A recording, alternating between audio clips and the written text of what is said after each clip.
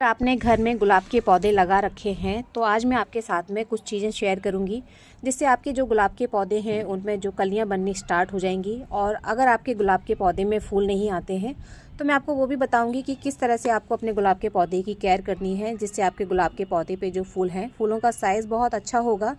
और दूसरी चीज़ ये है कि हमारा गुलाब का जो पौधा होता है वो हैवी फीडर प्लांट है, तो आपको इसके लिए जो है हर 15 दिन में इसको आपको खाद लगानी होती है। और कौन सी खाद इसके लिए जो है बहुत अच्छी रहेगी। और अगर आप भी मेरी तरह नर्सरी से लाकर गुलाब का पौधे लगाना चाहते हैं तो मैं उसके लिए जो है आज आपको बताऊंगी कि मैं किस तरह से अपने प्लांट की मिट्टी बना रही हूँ।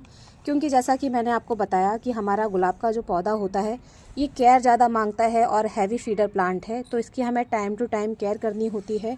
और इसके साथ साथ हमें जो है इसके लिए कुछ खादों का इस्तेमाल करना होता है जो कि ऑर्गेनिक तो होंगी ही साथ हमारे पौधे को सारे न्यूट्रिएंट्स प्रदान करेंगी जिससे हमारा प्लांट जो है अच्छी ग्रोथ लेगा। और उसके साथ साथ जो है इसमें ढेर सारे फूल और कलियां बनेंगी। तो अभी आप ये जो 4 प्लांट देख रहे हैं इनको लाके करीब 1 हफ्ता हो गया है। क्योंकि कभी भी कोई भी पौधा जो है तो सबसे पहली चीज़ यही होती है कि नर्सरी से लाकर उसको हमें तुरंत के तुरंत रिपोर्ट नहीं करना चाहिए। थोड़ा सा उसको अपने घर के माहौल में सेटल होने देना चाहिए। उसके बाद ही हमें अपने प्लांट को जो है ट्रांसफ़र करना चाहिए। क्योंकि अगर आप एकदम से लाकर उसको दूसरे जगह से लाकर आप अपने घर में एकदम से उसको लगा देंगे और बाई चांस उसकी अगर रूट्स डैमेज हो गई तो आपका जो पौधा है जो शॉक में चला जाएगा और हो सकता है आपका प्लांट धीरे धीरे ख़त्म हो जाए। तो इस तरह की गलती बिल्कुल भी नहीं करना है। दूसरा, जैसा कि आप अभी देख रहे हैं शाम का समय है, हमेशा प्लांट को लगाने के लिए शाम का समय चूज़ करें। जैसा कि अभी सर्दियों का टाइम है, ज़्यादा तेज़ धूप भी नहीं है, तो आप इसको ऐसी जगह पर रखें जहाँ पर इसको सुबह की 1 या 2 घंटे की धूप मिले। तो चलिए अब हम सबसे पहले जो है अपनी मिट्टी बना लेते हैं।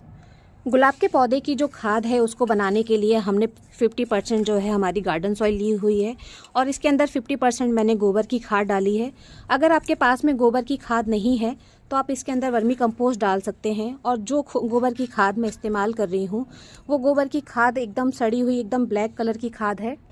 इसके बाद मैं इसमें 2 खादों का इस्तेमाल कर रही हूँ और जो बाकी की खाद हैं वो मैं अभी नहीं डालूँगी, वो मैं बाद में डालूँगी। तो वीडियो लास्ट तक देखते जाइएगा कि किस तरह से मैं अपने पौधों को रिपोर्ट करने वाली हूँ। तो ये जो सबसे पहले हमने ये जो खाद डाली है ये है हमारा बोन मील पाउडर। ये 1 मुट्ठी के करीब मैंने खाद डाली है। और जो आप ये मिट्टी देख रहे हैं ये मैंने 2 गमलों के लिए मिट्टी बनाई हुई है। तो 1 मुट्ठी जो है हमने बोन मील पाउडर लिया है और 1 ही मुट्ठी के करीब हम ले रहे हैं अपनी नीम खली। ये दोनों ही चीज़ें जो हैं हम मिट्टी में अच्छे से मिक्स कर देंगे और अपने प्लांट को लगाएंगे।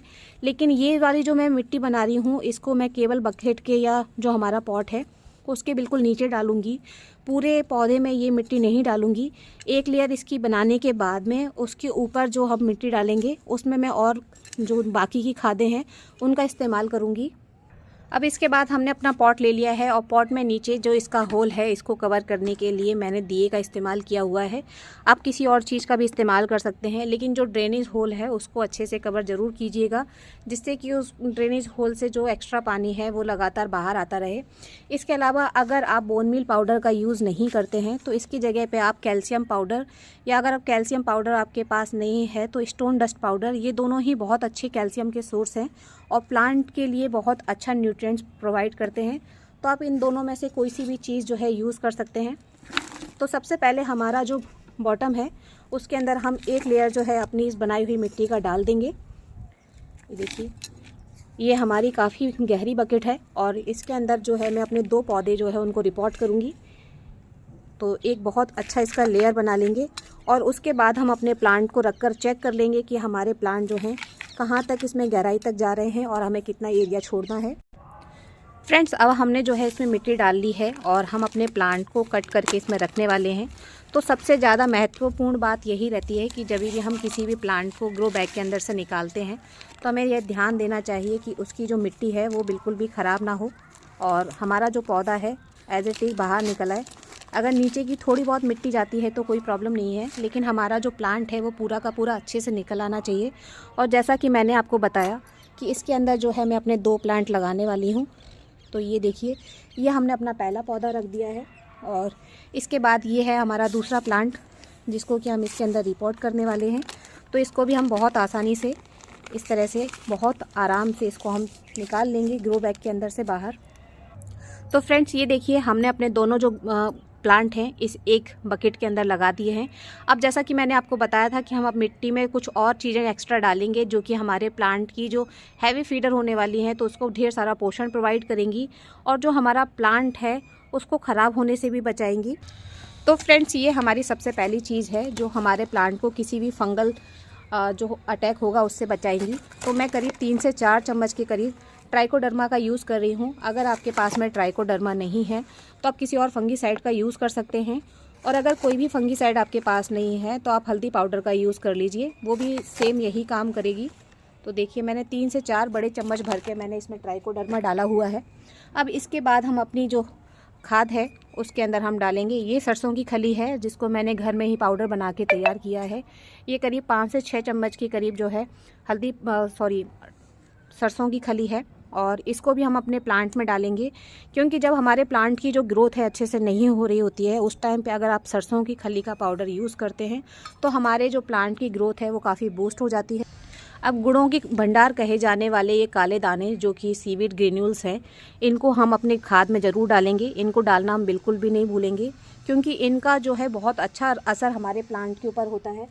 जब हम इसका इस्तेमाल अपने प्लांट पर करते हैं तो हमारे प्लांट की जो बाकी की किसी भी तरह की नीड है जो कि कंप्लीट नहीं हो रही है वो पूरी हो जाएगी। इसके बाद आप देखिए करीब 3 चम्मच के करीब मैंने एप्सम सॉल्ट लिया हुआ है। एप्सम सॉल्ट हमारे प्लांट की ग्रोथ को तो बूस्ट करता ही है, साथ ही साथ इसका काम होता है कि अगर हमारा प्लांट शॉक में जा रहा है तो ये हमारे प्लांट को शॉक में नहीं जाने देगा। इसके बाद में ये आप जो सफ़ेद सी चीज़ देख रहे हैं ये है आयरन डस्ट पाउडर, और आयरन डस्ट पाउडर गुलाब के पौधों पर एक बहुत ही अच्छा काम करता है। हमारे अगर पौधे में आयरन की मात्रा बिल्कुल अच्छी है मिट्टी के अंदर तो आप देखेंगे गुलाब के पौधे पर आपको ढेरों फूल ही फूल मिलेंगे। और इस खाद का इस्तेमाल जो है आप महीने में एक बार अपने प्लांट के ऊपर कर सकते हैं, क्योंकि अगर आपने आयरन की मात्रा अपने प्लांट में बनाकर रखी है तो आप देखेंगे कि आपको ढेरों सारे फूल और कलियाँ अपने प्लांट पर देखने के लिए मिलते रहेंगे।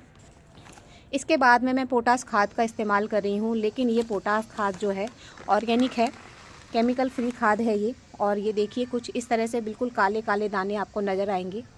तो इसका जो है मैं 2 से 3 चम्मच इस्तेमाल कर रही हूँ। तो ये देखिए ये जितनी भी खादें हमने अपने प्लांट में डाली हैं, अब हम इन सारी खादों को जो है अच्छे से मिक्स कर देंगे। और मैं आपको बता दूं, जैसा कि मैंने आपको पहले भी बताया था कि ये मेरे 2 पॉट की मिट्टी है और मैं अपने एक पॉट के अंदर 2 पौधे अपने लगा रही हूँ। तो आपको उसी हिसाब से मिट्टी बनाना है और खादों की मात्रा का ध्यान रखना है। इसके अलावा अभी हम बात करेंगे कि हम हर वीक और हर 15 दिन में ऐसी कौन सी खाद अपने प्लांट के ऊपर डालें जिससे कि हमारे प्लांट की जो ग्रोथ है अच्छी चलती रहे और उसमें फूलों की मात्रा जो है अच्छी रहे और फूलों का साइज़ जो है वो बहुत अच्छा हो। अब हमने जो मिट्टी बनाई हुई है वो हम अपने पौधों के चारों तरफ डाल देंगे। तो इस तरह से ये हमारी जो है एक बहुत ही अच्छी मिट्टी बनकर तैयार हुई है। अगर आपने पहले से अपने प्लांट लगा रखे हैं तो आप ये कर सकते हैं कि आप करीब 3 से 4 इंच तक की मिट्टी अपने साइड से पौधे के निकाल दें और निकालने के बाद में इस तरह से मिट्टी बनाकर अपने प्लांट में डालें। आप देखेंगे कुछ ही दिनों में आपके पौधे की जो ग्रोथ है काफ़ी तेज़ हो जाएगी और उसके साथ साथ आपका जो प्लांट है उसमें ढेर सारी कलियां बनने लग जाएंगी, क्योंकि आपने उसको बहुत अच्छा अभी खाना दे दिया है। इसके बाद हर वीक जो है हमें एक एप्सम सॉल्ट का घोल बनाना है। तो एप्सम सॉल्ट का स्प्रे बनाने के लिए हमें 1 लीटर पानी चाहिए। उस 1 लीटर पानी के अंदर हम अपना 1 चम्मच के करीब डालेंगे एप्सम सॉल्ट। और इस एप्सम सॉल्ट का स्प्रे जो है आपको हर हफ्ते या हर 15 दिन में अपने प्लांट के ऊपर करना है।